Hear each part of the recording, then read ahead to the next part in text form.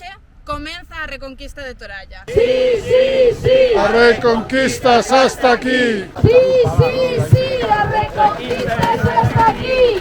Toralla está bloqueada, é a única isla privatizada, privada, e hoxe en día o novo plan xeral non ten en conta este artigo 27 da Lei de Costas. Non, non, non. A privatización! Non, non, non. A privatización. Temos dereito a unha senda litoral de 6 metros para visitar a isla cando nos apetezca.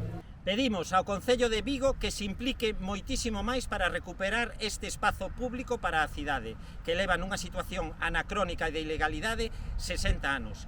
Pedimos tamén ao Ministerio de Transición Ecolóxica que faga a senda litoral que foi aprobada e orzamentada en 2008 e que por algunha razón está guardada nalgún caixón ministerial.